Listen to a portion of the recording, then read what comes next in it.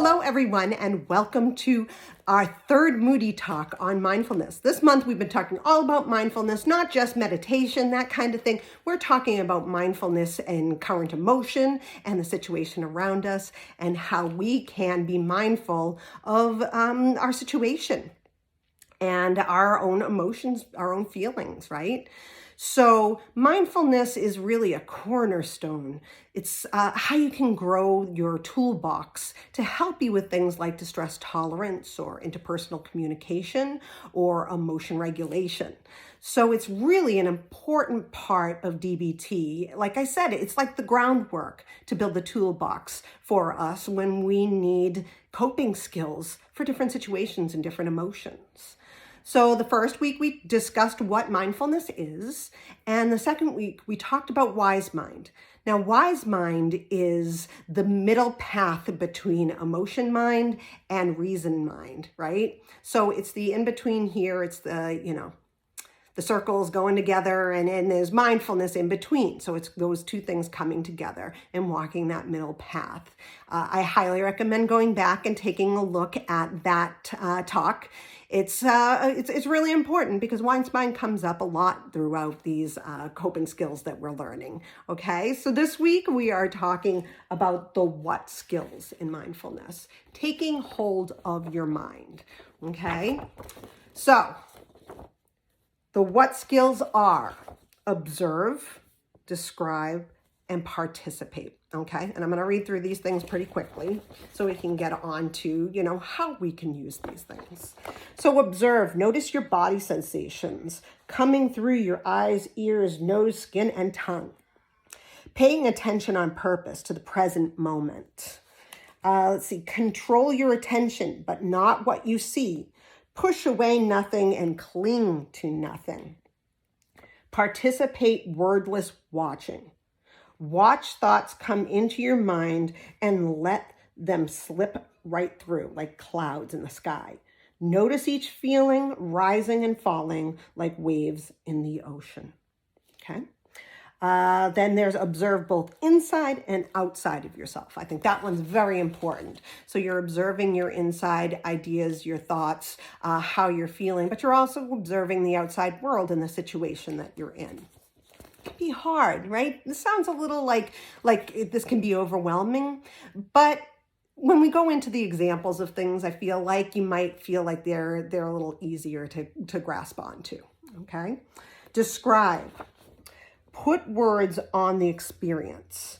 When a feeling or a thought arises or you do something, acknowledge it. For example, say in your mind, sadness has just enveloped me, or stomach muscles tightening, or a thought, I can't do this, has come into my mind. Okay, so then we will go into,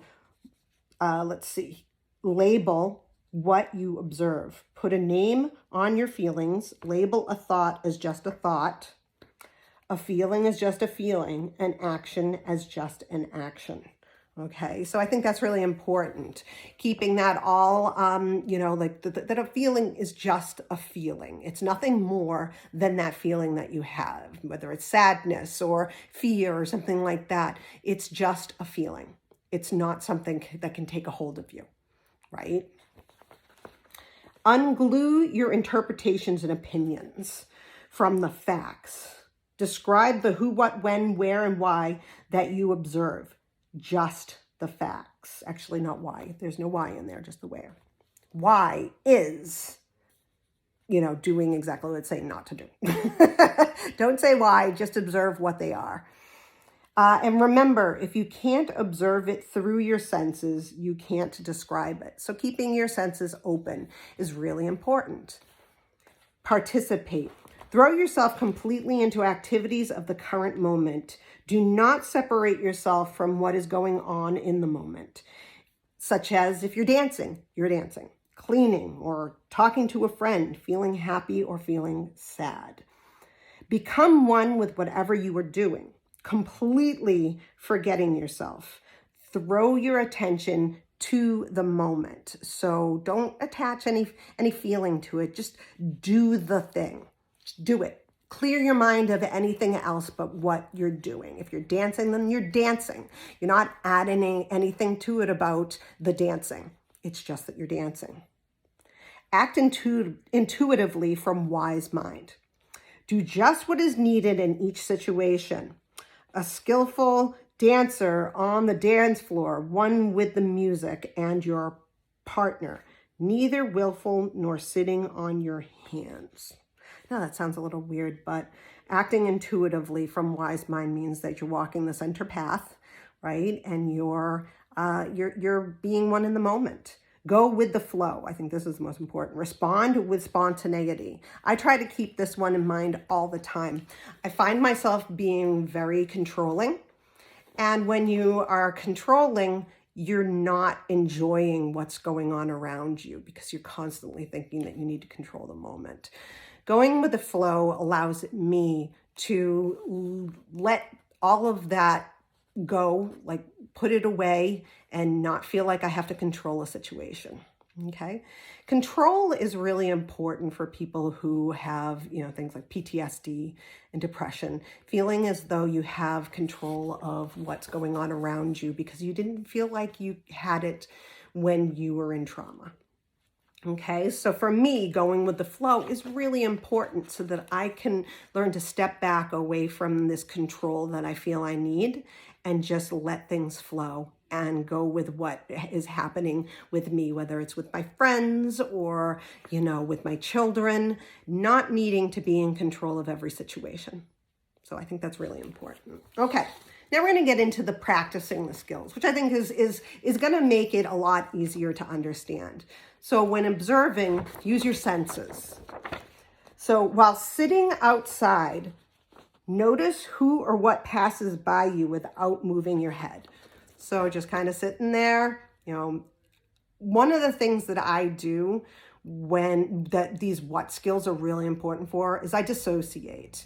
I dissociate as part of my trauma. And I don't see what's going on around me. I can't read the situation I'm in because I've dissociated, I've pulled back, and I'm not in the moment. So these skills are really, really important for people who dissociate. It helps you to, like my therapist says to me, I disassociate a lot when I go out shopping. Like if I go to the grocery store, I immediately dissociate. And sometimes people tell me later down the road, hey, I saw you at, whatever store and I said hi and you didn't say hi back. And that makes me seem like I'm not interested in people or I'm being rude. My therapist tells me when I go into a shop, into a store, I observe and I see what is going on. I see the strawberries in front of me. I see a person, ordering a cake, things like that. Keep my mind open and seeing what else is around me and stops me from dissociating, or at least tries to stop me from dissociating. So it's really important. These skills are so important for people who dissociate. Okay. Stop for a moment and just listen to the sounds around you. Notice any new sounds that may be entering your consciousness. Note where the sounds are coming from. Then there's, while making a meal, smell each ingredient. What does it remind you of? What type of smell does it have? Sweet, acidic, mild, strong? I love this. And I think that this is important not just for having these skills. I think it's important for us to, notice what we're putting into our bodies, noticing the great things that we get from nature. Like there's nothing better than chopping rosemary because the smell comes so quickly, and the oil and all of it smells so delicious. And I'm happy that I'm taking something from nature and putting it into my body for my health, right? So looking at those ingredients is such a great way to, understand how we're taking care of ourselves, right? And then after that, while eating that meal, notice each ingredient's taste in the meal. Did it match the smell or did the cooking process change it? Is there an ingredient that you can't taste that you used in the dish? So, one of the things that one of my favorite Buddhist monks, Thich Nhat Hanh, he always said that, look, taking a moment to be with your meal and putting it into your body is so important. So those are two things I absolutely love to do. And then practice walking outside with all of your senses open at the same time. What sense do you notice first? Is it the feel of the sun on your skin or the cool breeze? Keep going. What senses do you notice next? The smell of a lilac bush as you walk closer? I get that. I had that for the past 2 weeks. Every day the lilac bushes were out. And passing by each bush was just perfection to me. Okay, so we'll go on to describing. Describe the movements of people around you. Are they walking, reading, picking out produce at a store, smelling flowers, writing? How are they moving? Deliberately or slowly? Are they interacting with a person or animal? How would you describe their emotion in the moment? Do they seem happy or sad or angry? Okay. Describe your feelings in the moment. Say a feeling of blank is rising in me, like sadness or something like that. Describe as many of your thoughts while you are feeling a strong emotion. Are they coming quickly? Are they scattered? Keep noticing even when you feel the emotion has waned. Okay. So that's really important with the describing. Again, this is mindfulness. This is giving ourselves more information about what's going on around us than just seeing it and, passing it by. I think it's really important. And then finally, participating. Pay attention on where your body touches an object, such as sitting in a chair, holding a mug, or walking on the ground. Notice all the ways you are connected to that object. What part of you is touching the object? What is the temperature of it against your skin? I think that's one of my favorite ways of doing it too. I try to remind myself to do these things, honestly. And, going through this myself, it's given me more of a reminder to do these things throughout the day. Let's see, dance to music and sing along. Go for a walk. Purposefully change the tempo of your steps along the way. So you're noticing when you're walking faster or slower and changing it up as you go. Do you know every word of a scene in a movie? Watch the scene and say the lines along with the actor or actress. That one's a lot of fun. I think that one's one of my favorite as well. Like when I'm really really scattered and I need to focus on something, choosing just opening up YouTube and watching a video of a scene that I really love and then actually speaking the words as it happens. And there are many of us who have done that. Many people remember scenes, every single line, because they love the movie so much, right? So it's a great way to put yourself into a mindful state. Just participating in the scene along with the actors and actresses. So that's the what skills. I hope that they helped. And I hope that you'll go out there and practice some of these, because you will notice that you have a better appreciation of what's going on around you and inside yourself.